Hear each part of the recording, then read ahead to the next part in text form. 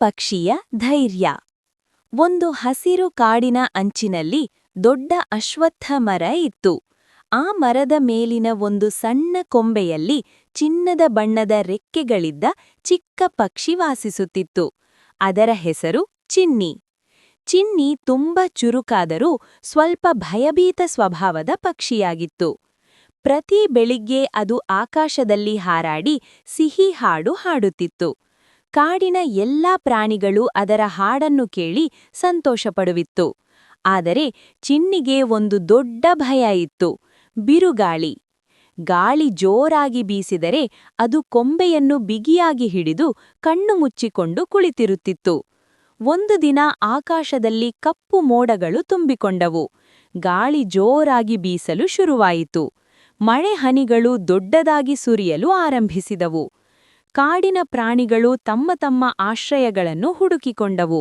ಚಿನ್ನಿಯ ಗೂಡು ತೂಗಾಡಲು ಶುರುವಾಯಿತು. ಅಯ್ಯೋ, ನನ್ನ ಗೂಡು ಹಾರಿ ಹೋಗಬಹುದು ಎಂದು ಚಿನ್ನಿ ಭಯದಿಂದ ನಡುಗಿತು. ಆ ಸಮಯದಲ್ಲಿ ದೊಡ್ಡ ಗಾಳಿ ಬೀಸಿತು. ಗೂಡು ಕೊಂಬೆಯಿಂದ ಬಿದ್ದು ಕೆಳಗೆ ಬಿತ್ತು. ಚಿನ್ನಿ ಹೆದರಿತು.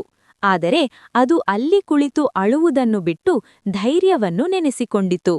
ಅದರ ತಾಯಿಯ ಮಾತು ನೆನಪಾಯಿತು: ಕಷ್ಟ ಬಂದಾಗ ಭಯಪಡಬೇಡ, ನಿನ್ನ ರೆಕ್ಕೆಗಳು ನಿನ್ನ ಶಕ್ತಿ.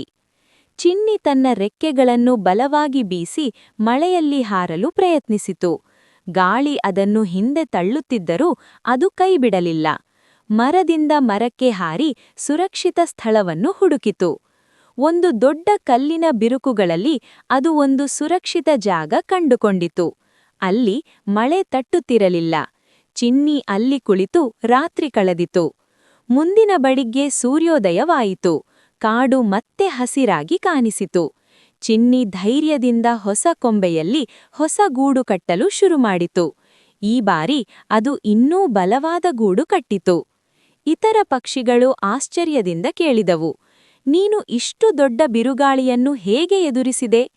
ಚಿನ್ನಿ ಮುದ್ದಾಗಿ ನಗಿತು: ನನ್ನ ರೆಕ್ಕೆಗಳು ಚಿಕ್ಕದಾಗಿರಬಹುದು, ಆದರೆ ನನ್ನ ಧೈರ್ಯ ದೊಡ್ಡದು ಎಂದು ಉತ್ತರಿಸಿತು. ಆ ದಿನದಿಂದ ಚಿನ್ನಿಗೆ ಬಿರುಗಾಳಿಯ ಭಯ ಇರಲಿಲ್ಲ. ಅದು ತನ್ನಲ್ಲಿದ್ದ ಶಕ್ತಿಯನ್ನು ಅರಿತುಕೊಂಡಿತು. ಕಾಡಿನ ಎಲ್ಲಾ ಪ್ರಾಣಿಗಳು ಅದನ್ನು ಧೈರ್ಯದ ಉದಾಹರಣೆಯಾಗಿ ನೋಡಲು ಆರಂಭಿಸಿದವು.